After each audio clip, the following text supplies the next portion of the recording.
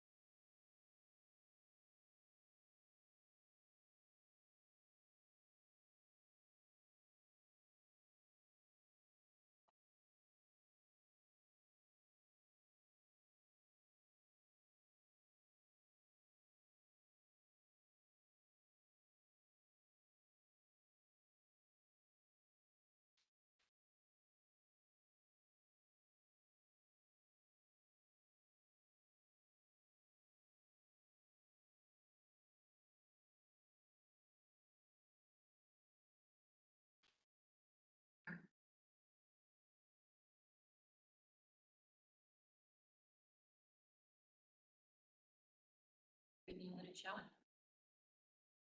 Is it good now that it's showing?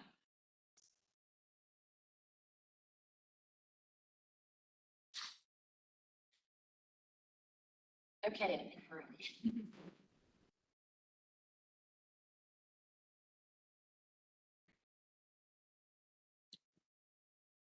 So Selena and I had talked, and I think what we're gonna try to do is have the association present some articles that had not yet been formally presented. We chatted a bit about them in subcommittee, but for the public's purposes, they've never actually been formally on the table before, so that she can go through the rationales and everybody can. Just start with 7.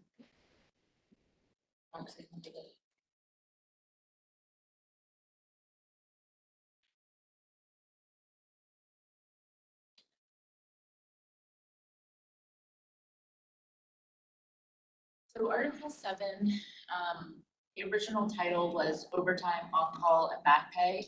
And I think this is really about work-life balance.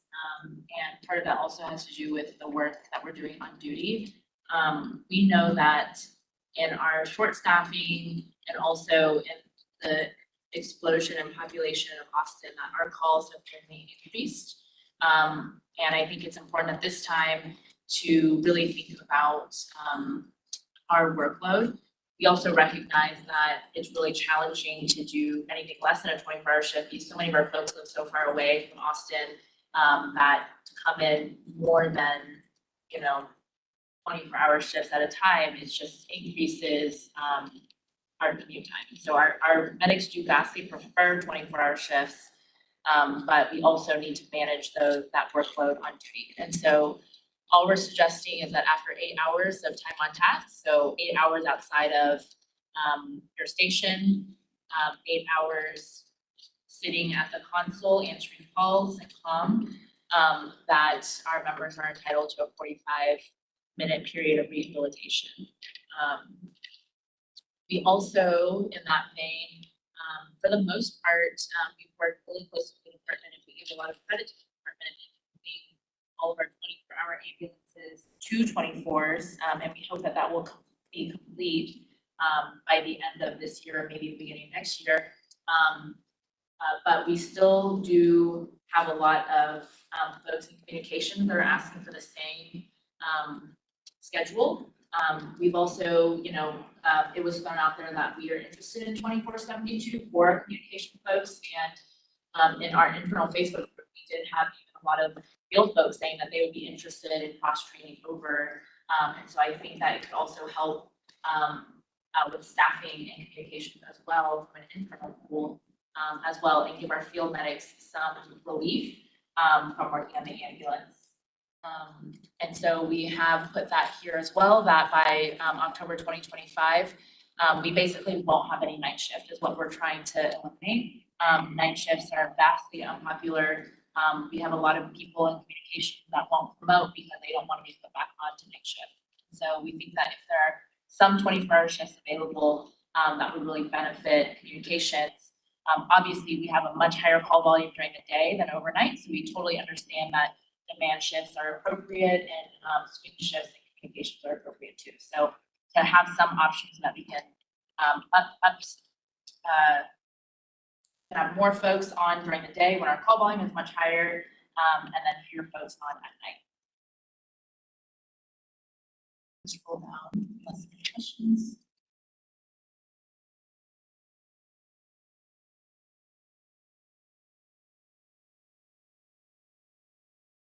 So that change right there is only to reflect that we went to $5 an hour starting July 1st, 2023. So we just changed that language to reflect that we are continuing to do that. For callback pay, again, I've talked to a few medics that are like, I'm happy to do my shifts, but between my two busy shifts, I have to work this overtime and I don't know where I'm going, and it's very stressful, especially with, again, the affordability prices. We have so many folks that live even more than 2 hours away from the city, so it just makes it very, very challenging to add this additional burden. And so we're hoping people are compensated for that. So we have included that 2 times for callback work. In that same vein, our shifts are 24 hours long, and sometimes they can be up to 26 hours long because people are running calls over. We're required to finish our run forms before we leave shift. And so what we're saying is any late call after your 24-hour period is paid at 2 times.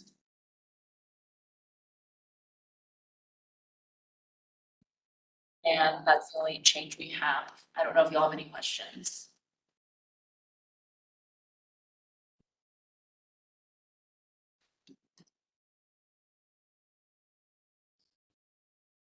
Is there a change on section 5?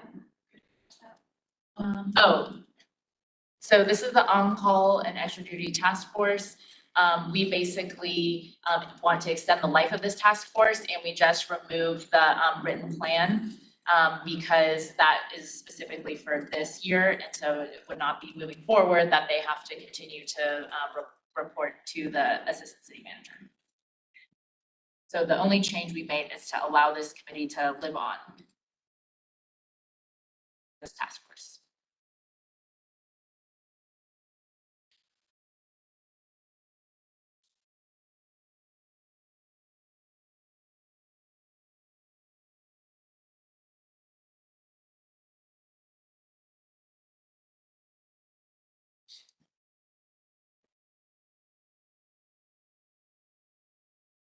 For Article 8, we have a few changes. Primarily right here, our HR is very black and white and has a very narrow interpretation of who is allowed this sick leave donation. And obviously, this is just like our members giving other people sick time so that they don't have to go leave without pay. And HR has been very challenging to work with. We had, for example, somebody who was taking care of her partner, and she was exhausting all of her benefit time in order to do that. And so she asked for sick time donation, and the city said, no, it's only for the person who has the illness. But that's definitely not the intent of the language. The intent of the language is that any qualifying FEMLA event, and so if you have FEMLA, you can take FEMLA for taking care of a spouse. But our EMS HR did not read it that way, even though that was absolutely the intent. And so we just wanted to clarify that it's a FEMLA qualifying event, whether FEMLA has been requested or not, because the whole point is, if I'm taking care of a loved one, maybe I don't need the official FEMLA 12-week protection, but maybe I do want to be able to get donated leave. And so they shouldn't have to apply for FEMLA in order to receive sick time donation. So that's the intent here. And I think it is also the intent when we originally wrote this. And our EMS HR has just been interpreting it much more narrowly than was the original intent. So we're trying to clarify and lay out each of those intents so that our EMS HR can't read it as narrowly. So when you say FEMLA qualifying event, whether FEMLA has been requested or not, you still recognize that it's got to somehow actually qualify versus the employer is saying it. So they're not taking FEMLA, but they still have to in order to show they qualify. Yeah. So yeah, But they're not making that selection to take FEMLA. exactly. Yeah. Okay. Well, look. Because, for example, if I had to take a month, I might have already taken FEMLA, for example, and so then I wouldn't be allowed to actually take FEMLA again. But you still should be, we think you should still be eligible to receive that sick time. Well,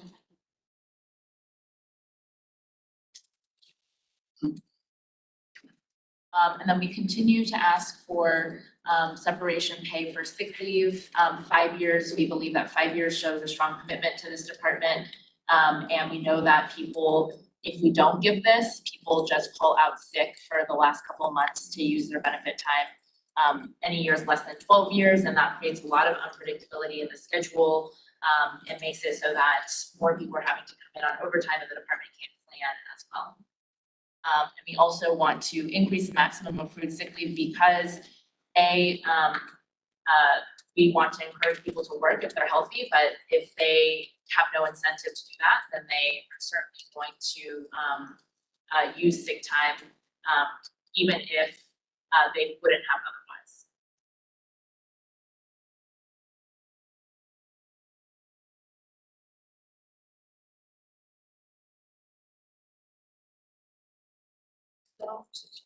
Yes.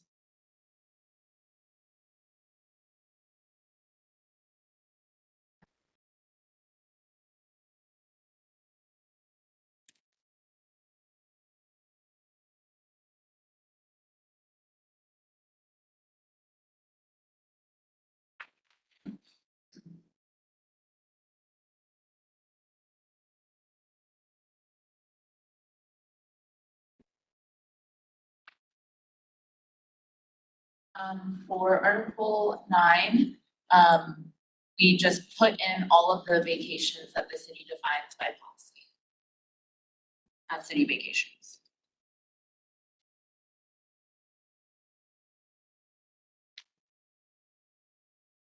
is the only one not currently granted Juneteenth. Yes. Everything else is current practice. Yeah, and we believe that when the city originally added it, they said only for civilians, but since then they've kind of dropped that designation. If you look at the benefits book, it just lists Juneteenth. It doesn't leave it as the only one that sworn are not eligible for. And so in my opinion, we kind of think that city council did a graduated approach and now allows for it. And so we have just included it exactly as it's included in the benefits book, and there's no caveat about sworn at this point.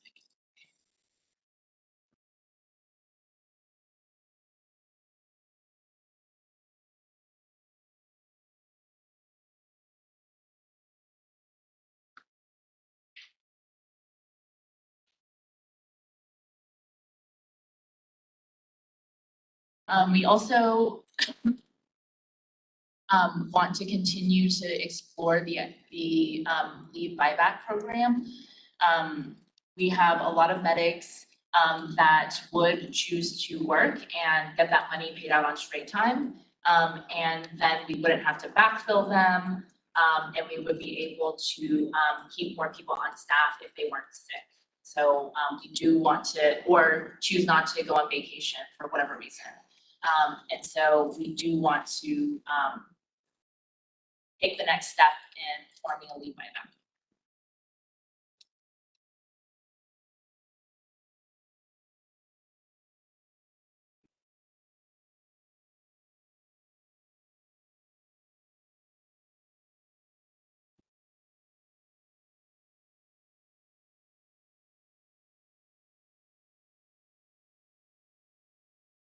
Article 10.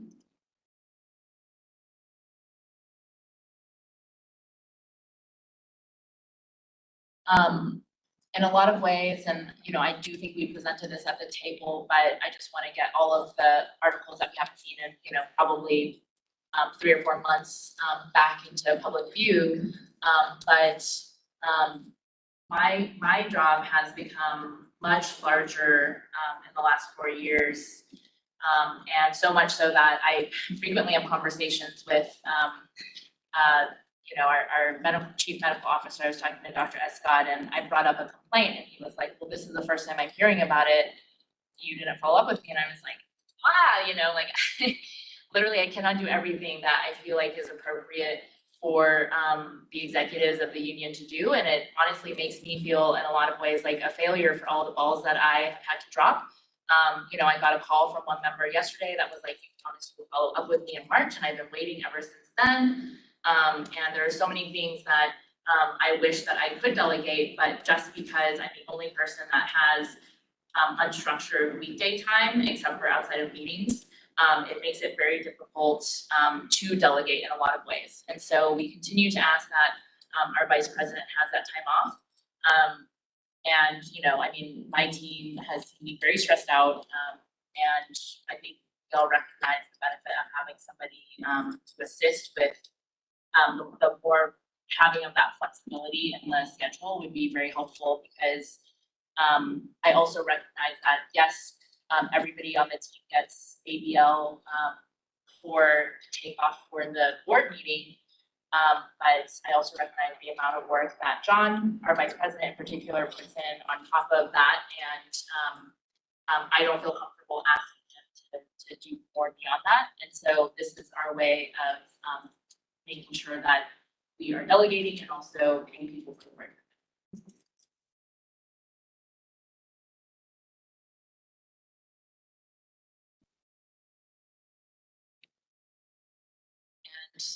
And then we had originally asked for an increase in ABL hours reflective of the number of folks we have.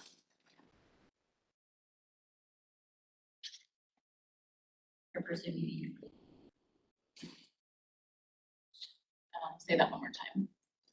Language. Oh, it has October 1/20. Yeah. You're not asking for retroactive, you're saying. That's correct. Yeah, we are not. Oh, right here, I'm sorry. Oh, that's okay. Yeah, that's just a error. We will take it if you want to provide it. Wait, what?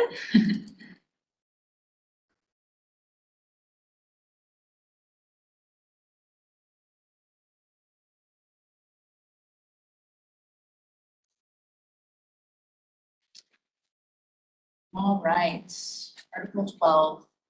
I think, this is getting much closer in a lot of ways, but I think we still have some work to do.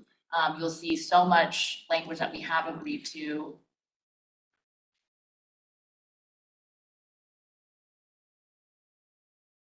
We continue to hold very firm, and it's very important to my team that in order to promote to captain, you have 2 years in time and rank and 4 years in department.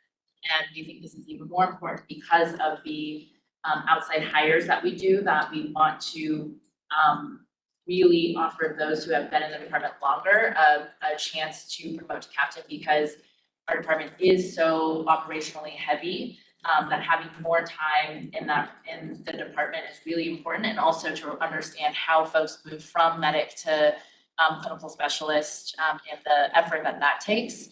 We also think that those folks should be prioritized in allowing to promote first to captain.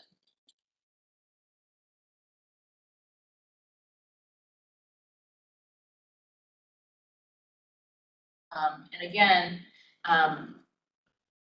our outside hires, when they come in, clearing can take up to 1.5 years. So they could be at independent duty at 1.5 years and then immediately applying to be a captain and training other people on how to work in our very operationally heavy department. And so because of the outside hire concept, we really do think these safeguards are really important. We have adjusted the formula for the promotion exam.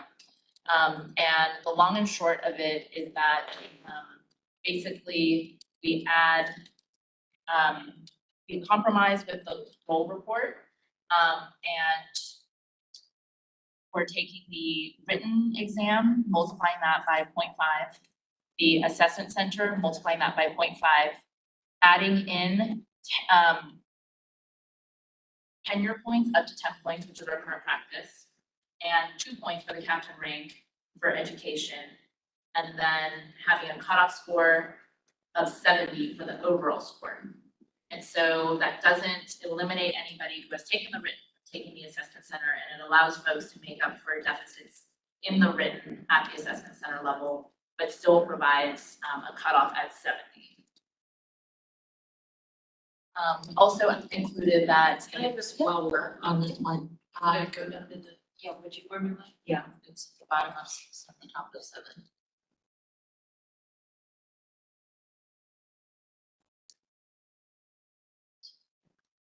So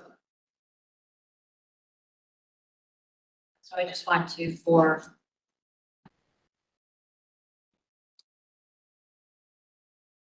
anybody, yeah.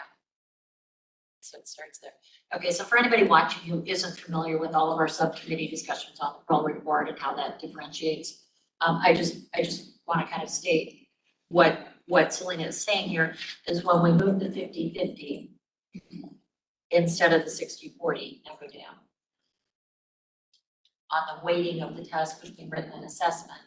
And then when we add the points of both seniority and education and make the total amount, the written plus the assessment plus the points, all prior to coming up with the cutoff score, it helps with diversity. So that's kind of a very simplistic way of stating what we're attempting to do with the Pro report. And we did a lot of subcommittee work on that. So I don't expect a lot of your membership to have, you know, done a deep dive into all of that, but that's.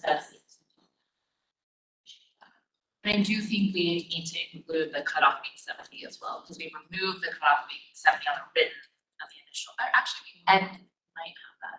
And I believe it's 70 numerically is what you're talking about, because the 70%, right? Actually, when we look at the statistics and the numbers, we're actually quite a whole bunch of 70 numeric. So that's something that we've looked at specifically with civil service director and the numbers. And we also included that for the assessment center that we have a 60-day notice, and we attempted to write in that any reschedules is permissible. If you'll have other language that you'd like to offer to that. Great. Let's go back up, if that one is on. I'm sorry, I'm trying to follow this on my own screen because I'm just as good at seeing that progress everyone else. On page 5. Okay, we'll take a look at that. Thank you for doing that.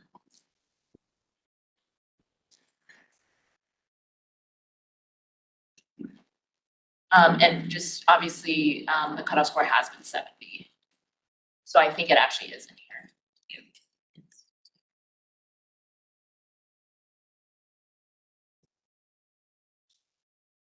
So same thing for commander. We think that the years of service and tenure and grade is very.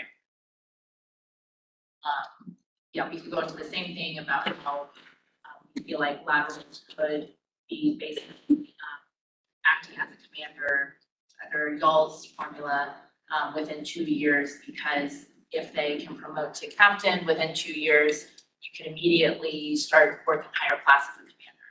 So that is definitely a concern to be able to watch over, 8 ambulances a day, having only been in this department for 2 years.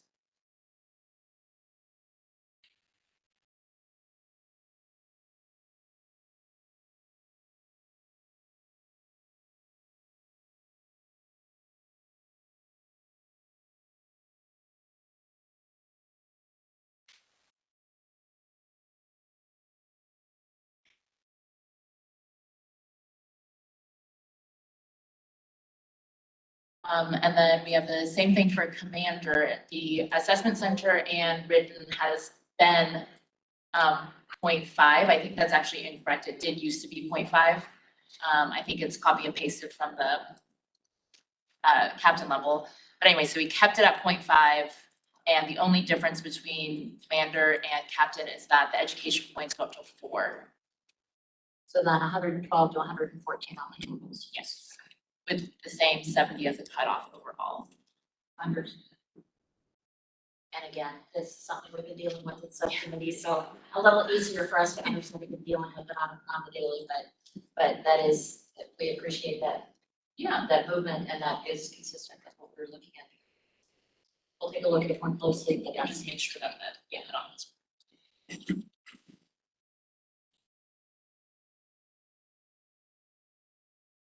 This has all been agreed to. This is communications.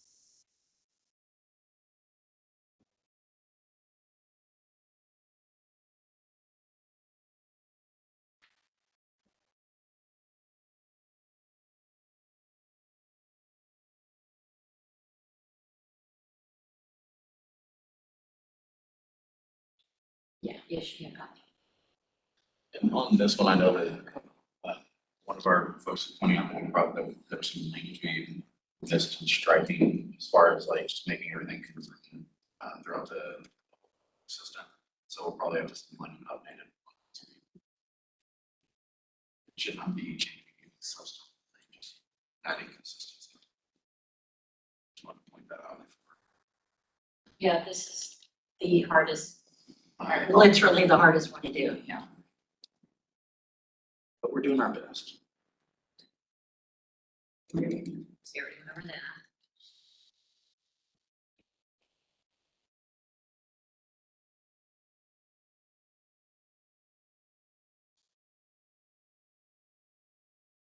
Oh, I see, that's just reflective of the field versus.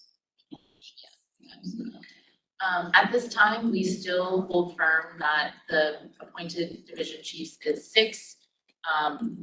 And, you know, I definitely would love to just hear, what the difference between 6 and 9 would make to the department. So we can. Yeah, I think the difference is very simple, is that the chief would like to be able to appoint his executive staff, so that he is the one appointing them versus them. So that he's got a full level of confidence in the qualities that he's needing at any given time, and that he's the one making the choice. So that's, he wants to be able to appoint his full executive staff. Okay, and do you all know off the top of your head what that is for fire and police? I don't know what the numbers are, they're not the same as they are in EMS. We can get on it.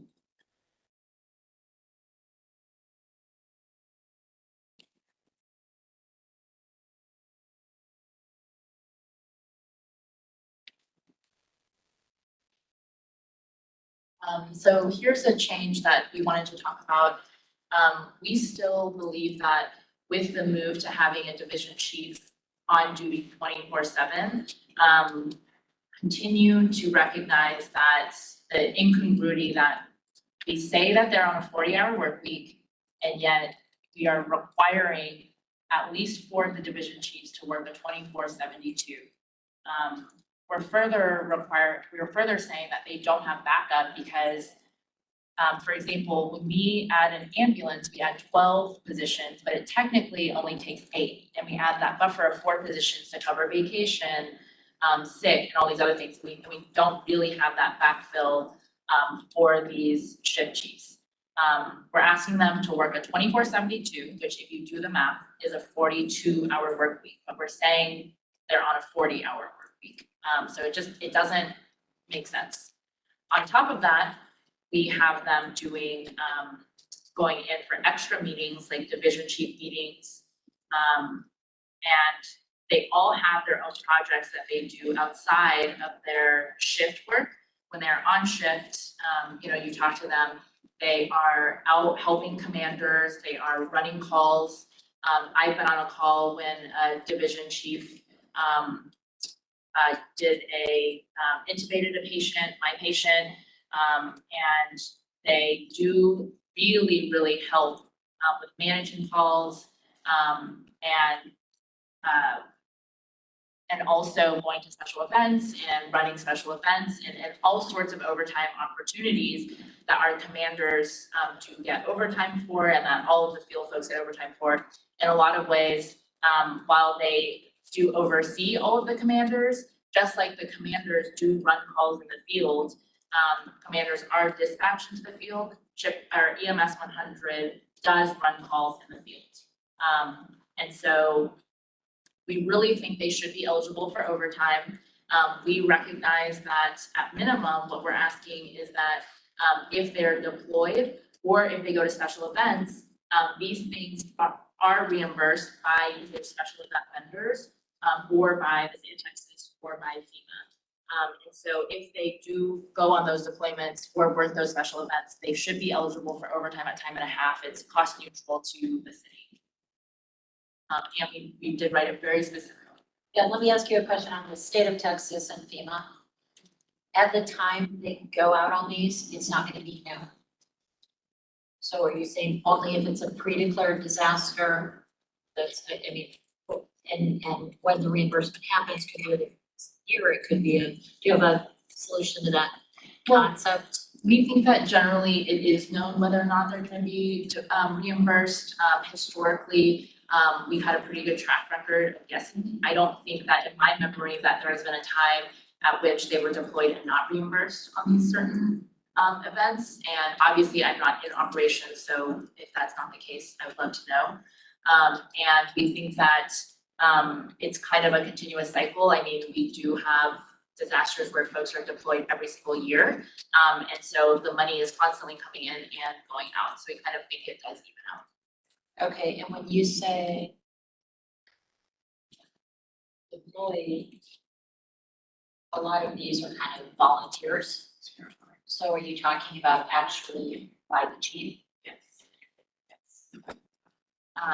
And if they pick a special event, it's a little different, right? Because the chief doesn't tell somebody to work the special event, but the special events are reimbursed. So we're just trying to capture more times in which it's not costing the city. Any operational questions would have. And I'm not saying yes, I'm just trying to figure out literally if we were to seriously consider it, there's a lot out there that's kind of uncaptured, I think. Do y'all know the history of when there has been that reimbursement, at what rates that reimbursement is coming in? Like, is there, Is it half, is it, yeah, I don't. that's something I think that.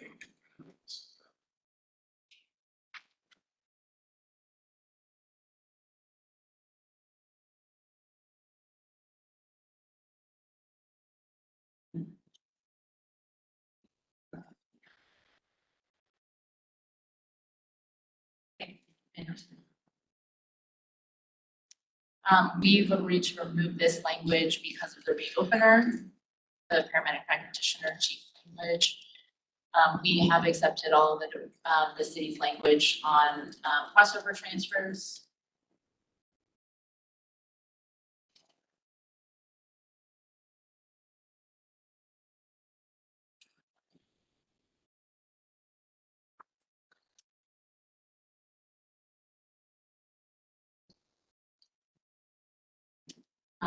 We've agreed to add scenarios, and that's been agreed to by the city. There is some new language a little bit below.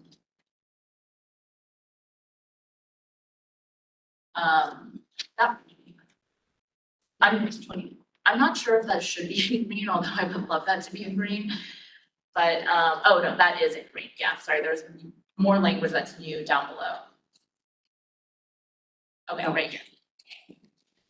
So after the assessment center process, our current vendors, they provide a score sheet with the scores and the different criteria areas. And so all we're asking is that they continue to do that or future vendors do that as well. And it's just whatever rubric they already use to judge the assessment center scores.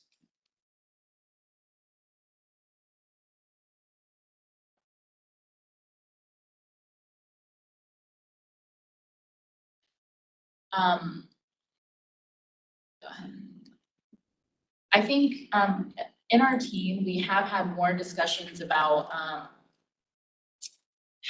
hearing the department's concerns about, allowing folks to promote or making, that more attractive while not hurting our existing folks or hurting the workforce in general, and feeling safe. Is the city still very firm on not changing the eligibility to take the test as in our original idea, which is as soon as you are eligible, you can take the test, if you know you're gonna be eligible within the life of the test, like the list. And then you like kind of turning on once you are eligible. I know that that is more work for Matthew, but I think it is such a good retention tool that, you know, to me, I'm like, I'm okay with giving Matthew a little bit more work, but, Yeah, we're pretty firm on 2 things, and we'll give you a formal response on that. But we're still firm on the years for eligibility. I think we talked in subcommittee, we'd be willing to go to 3 instead of what we had initially offered. And we're also, absolutely convinced that is just too cumbersome to keep. It's not just more work for them, it's just too much. It's begging for agreements, it's asking for a mistake to be made, it's too much to keep track of. So we're willing to give a period of time, and I think recognize it doesn't fully fix the problem, but neither is your solution. So it puts the time out to 90 days, what we were looking at, and extends the period of time so more people would be eligible, hopefully catch another class. And, you know, the department on its own would be willing to work at kind of catching a couple of those classes in their testing dates as they could, and being very aware of that. But yeah, we're pretty far on not extending that stuff. It's just too cumbersome to not make a mistake. It's not just extra.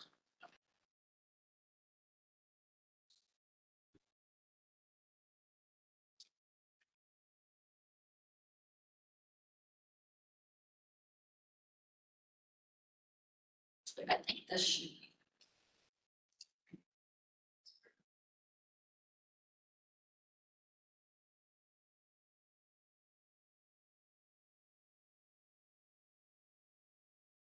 Oh, I'm on the next one. That's good. so I think, we all recognize that this language was not, correct. And so I think we both have in our proposals probably a fix and they probably look exactly identical, so. But we just did put it out first. Okay, then we'll compare it and make it, but I think it should, yeah, I'm pretty sure, but, off the top of my head, Yes.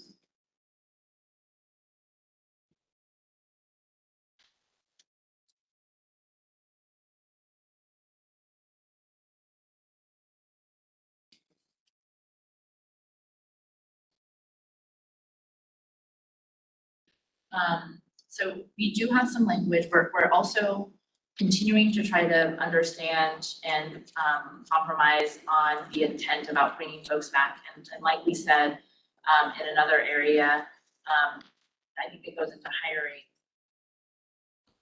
We believe that EMS experience is extremely subjective. There are people who are on paramedics that are on ambulances that do inter-facility transfers.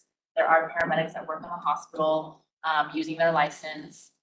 There are paramedics that, work on sports teams for special events primarily. And it's too subjective to allow the chief, it's not like police, or firefighting work really where they're pretty limited, you know that they work for a police department, you know that they work for a fire department.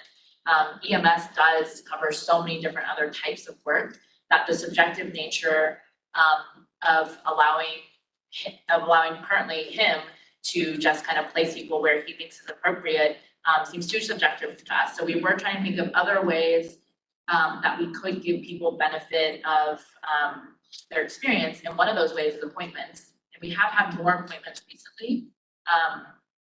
So all we're saying is that if they have done time in this department, which we can definitely vouch for, that they get that time in grade when they come back.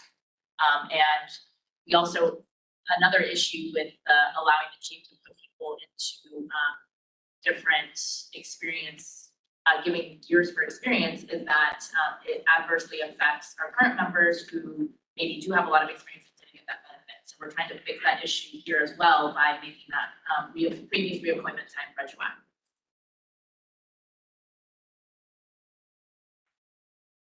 Okay, I think we understand what you're trying to do. We'll have to look at this carefully because it's refers back. Yeah, we'll take a look at this. And then at this time, I know that y'all have very strongly felt about back pay. And we are accepting the language that if somebody has demoted voluntarily or involuntarily and then re-promote, that they should not be eligible for more back pay for the same period of time.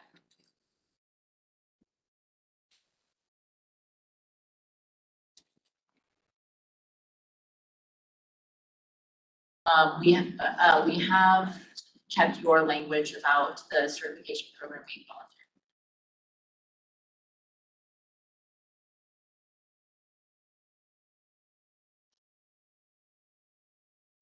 This is a change. So we had tried to rewrite the CE language because we recognize that the last time we really looked at this language was probably our first contract in 2013. And so we just wanted to guarantee the number of hours required for recertification at each level, and we specified that very carefully. And what we heard from the city is that that is also too challenging to do. And so we've accepted that language. One way that we have changed language is that, so right now the department has to offer 2 card classes. And that is things like PHTLS PALS and so pediatric ALS, PHTLS. I will tell you that our CE office really does not enjoy teaching them. It's very, very old curriculum. It's not a requirement for your paramedic license. It's not a requirement to be a paramedic licensed in the state of Texas.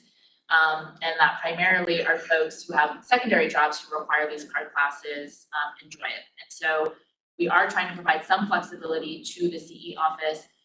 And so we removed the 2 national standards courses, but we do really appreciate the department putting on courses specifically for our trainers in our department. So our FTOs, other educators, and folks that are doing training. And so we're just subbing that in the contract that please make sure you provide those trainings for our folks. And we don't need to do the national standards course. For the most part, I mean, the department is training our trainers and requires them to go through a certain amount of training before they can train other people. But we're just putting it in the contract.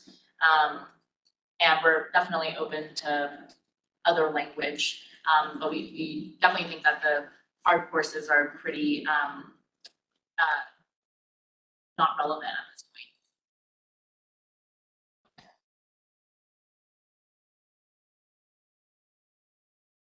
So y'all remove that language, we've left that out, and we've left out the paramedic practitioner program because of the reopener.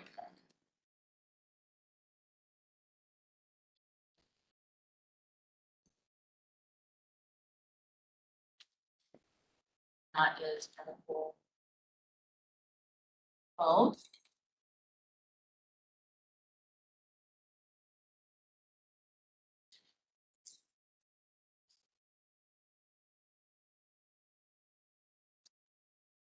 Article 13, I already kind of discussed. This is where the chief wants the latitude to make the changes up to 4 years, or excuse me, allow experience to go up to 4 years. We have continued to take that out. We also took out our language about psychological evaluation. We have agreed with y'all to not take that out, with the understanding that hopefully once we're done with the contract, we have a little bit more bandwidth that we can think through that. And also maybe hear some of our medics' experiences with it and just think about what we can do for a better process for our folks that are trying to come here and also the folks that currently work here. I've definitely seen on Reddit, people will be like, oh my God, their psych stream was terrible and say all of the questions and all of the things, and it really like prevents other people from even wanting to come here. So I think we can do a better job working together on it. We removed the paramedic practitioner lateral hire, or direct hire, because we're going to talk about that in the reopener. We changed the language to direct hire. We have still removed the language about experience up to 4 years for all the reasons that I discussed in Article 12.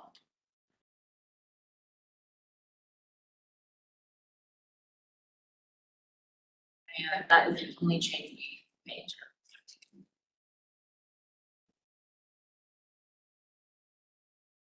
And I think the last we have are 22 and 26, and I think we'll have a TA in 22. We agree with your language to leave it at the AFD merger language. With just, I think you all had already said that the will to shall is fine there, so that should be a TA. We also recognize that, and appreciate what you said about how if the city changes, if they do add other medical professionals, because we work so closely with them, that, it is a conversation.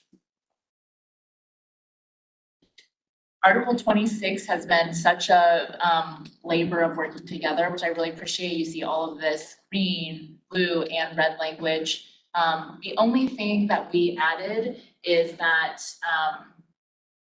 I think you've seen all the language about if the merger or the funding shift doesn't occur, that we'll still discuss paramedic practitioners. So the only language we really added is this language right here, that the city waives the 45-day grievance submission deadline in Article 19, Section 4, Step 2, regarding possible grievances on behalf of personnel. I think this might be a full version. But the intent is that, and our concern is that throughout the process, which we know can take up to 3 months, that we wouldn't be able to receive certain folks coming over if we wanted to, because it is longer than the 45-day period. And so we're just asking y'all to read that. That is instead of the stay language. And so I think that was. So the date when it first occurred, we wait at that. Yes. Yeah, that makes sense. Because of the do or should have known language. Yeah, Straight, that very makes straight. That makes perfect sense. I agree with you. I do think you may have the wrong one here, because I think some of this other stuff we had already tried to read, maybe. Yeah, well, that's what I was remembering. So just send over the correct one. Catch up with it, yeah. Yeah, then we can take a look at that. I think a lot of this, for instance, we had already gone through. So Yeah. may not have to dig back into it, but depending. Okay. And that's what we have at the table. I don't know if y'all had any other TAs or Article 16. I think that's outstanding for y'all. We do have Article 16. Yeah, a lot of the TAs, if 26 looks good, they'll just flow through. Sure. Right? So I mean, we're ready with them, subject to that. So, and then there's some of the TAs that have dates, so that'll be dependent on monetary, 40-year deal. But yeah, let's do 16 if we can.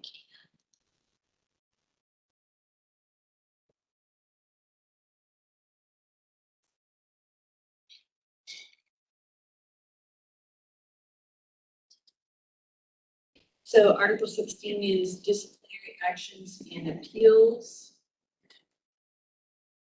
We have not sent this one. We- Is that what we you were? have- Sorry.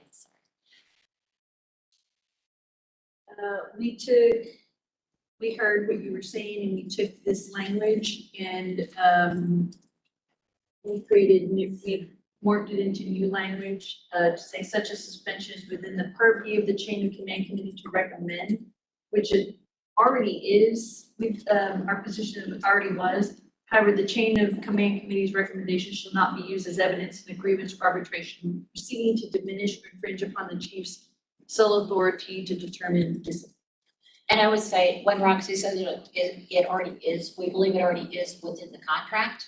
We think there may be some questionable policy language that could have been misinterpreted or over whatever that needs to be changed with this. So that's probably where it came from. We didn't think the contract in itself had limited it, but when we went and kind of dug in a little bit, maybe it was the policies. So Yeah. this would then cause the policy to be changed by putting it.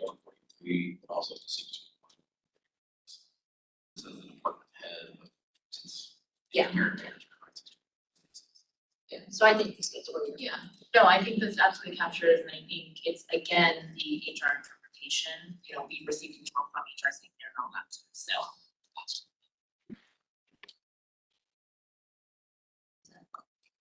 Oh, you know what, This is, there's two little places that have the same language. And it's just fixed to comport with language as it's department policies, how it's structured there, and that's it here. Yeah, it mirrors. it's here, and there's one other place just below that's the exact same language, I'll just change I'm this. saying we agree, we're just able to. And that's it for this one, but we do have one minor change. We've already TA'd drug testing, but as I was going through it to make sure, prepping a TA, I found one place we need to revisit. I chatted with Selena about it. I don't think it's gonna be a big deal, but I wanna go over it with you just so that you see, we've discussed it before. Right there. In the storage of the saliva samples, it says that we shall maintain them for a period of 1 year. We discussed, we don't know if that's technologically possible, it's just in a freezer, or, but we're willing to let the testing center decide what they can do. And I'm sure at some point it will be feasible, but whether it is today, I don't wanna say we shall, if it can't be done, so that's the change in this. Other than that, we already else, so I just. I guess, yeah, my only question is if they're, because we do want to maintain integrity and storage of such a sample in the event that it has to be retested. I mean, if there's something, you know, obviously we can't predict contracts and all that, city what providers are going to be. But if there's something that we can discuss and possibly come to outside of the contract, or just with that whoever is being contracted, there should be at least some minimal, Integrity there, yeah. you know, minimal. Storage integrity. Well, minimal time that they have the ability to store something. I mean, that's the intent. Yeah, I understand that. I just want to make sure it's public and that everything should be in writing. If it's- No problem working together to keep it within their capability, yeah. That's what, that was just those two. Okay, we'll sum both of those over.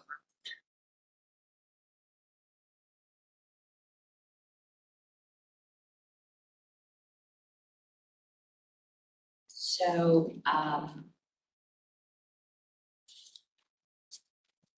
me just see if there's.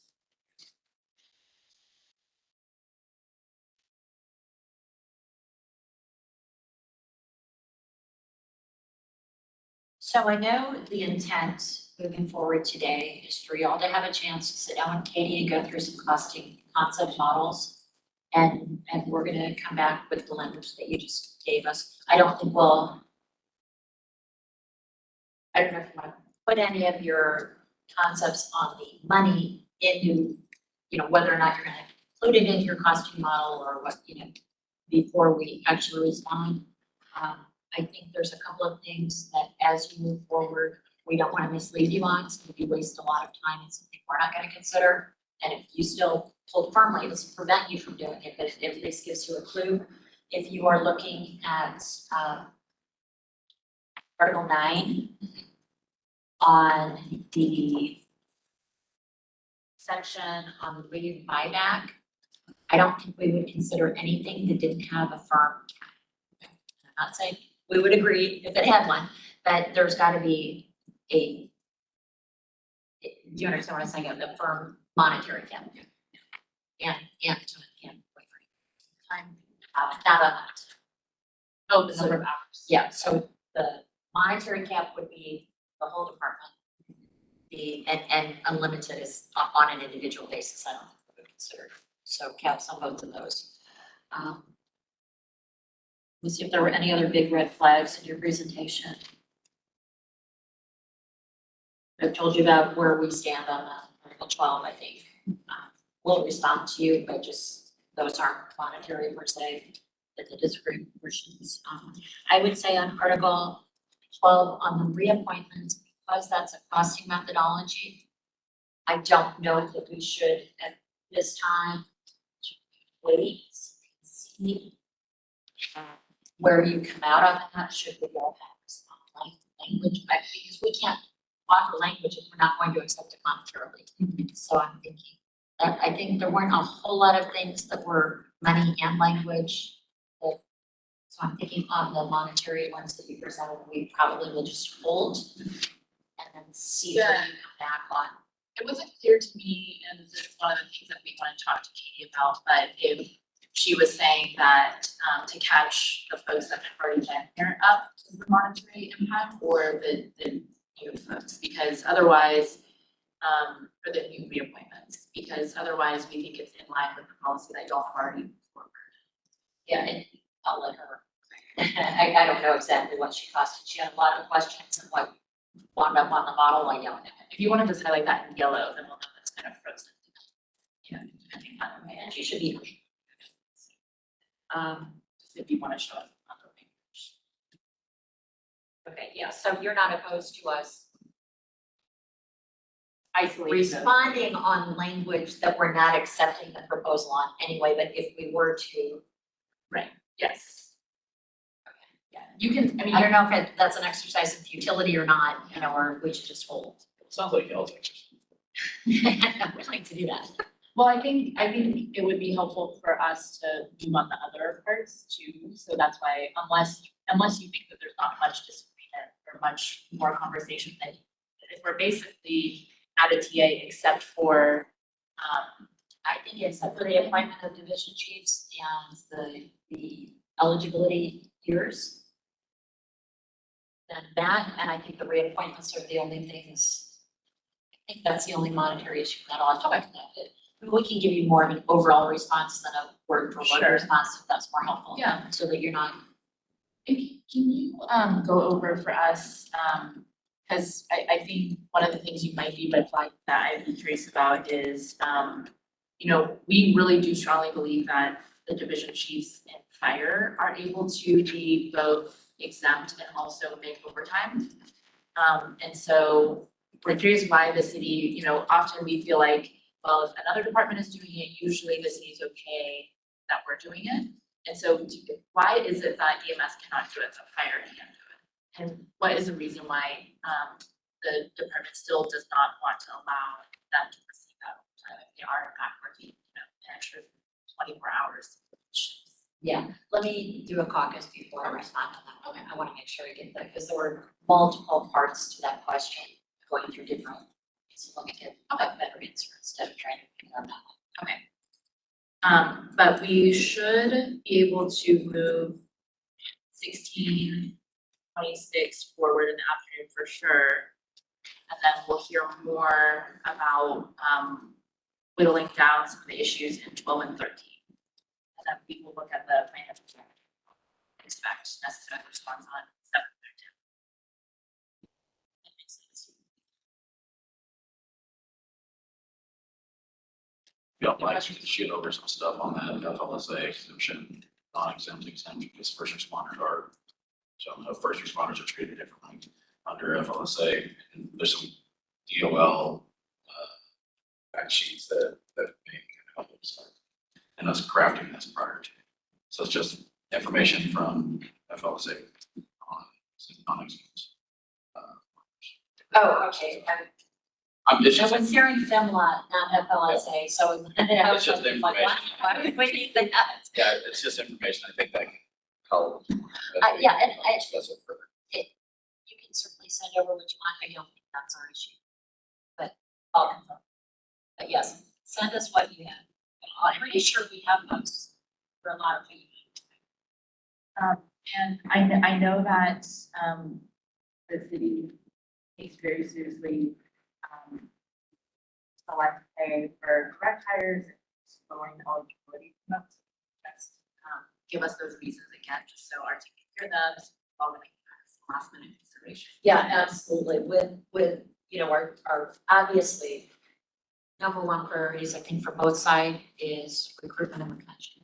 I mean, just because of the staffing crisis alone, much less the rest of the issues of the contract, like number one for everybody is that. And so it's the chief's strong belief that it would be very strong retention or the recruitment tool on the direct hires to be able to place them coming from another department at a higher level.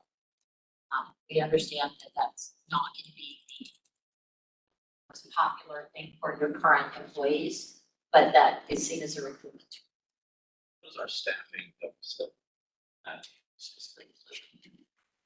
I don't have that in front of me, but we have it close, so we can get that to you. And then is that the same for reduction in the number of years as well? Of that, going from, 2 to 4 to 0 and 2 and 4 and 6 to 2 and 4 for promotions. On the eligibility, Yes. that's for internal. That's so that internal personnel can promote more quickly. So the whole point there is for retention purposes, to make the workforce more happy by being able to. And again, part of your workforce would love that, part of it would hate it, depending on where you stand in the workforce. But yes, I mean, so that was twofold exactly, and they kind of go together. Coming in, you should be able to recruit somebody who can go to where they should be. But you should also be able to rise up more quickly. And I hear your concern about they don't know the city well enough, they don't know the procedures well enough. We have to do specific things and they don't know it well enough. And we think that we will come back to you with a written 3-year on that for that reason, so that people within the department can know. It's not just people from the outside. So we're hoping that's a balance.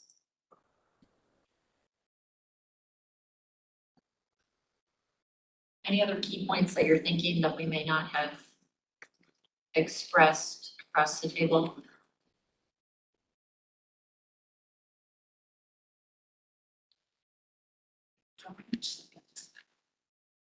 And Katie should be here on 12:30. Okay. I can't think of anything else. Okay, but then let's get to work and I would say for the public consumption, my guess would be that we would probably be back together. Gonna make a target of 3. I mean, we both have a lot of work to do, so we can be more quick than that, but I don't know with Katie and assisting you with that, I think we need some time. Let's aim for 3, and if that doesn't happen, we'll be in touch with you here about that. Perfect.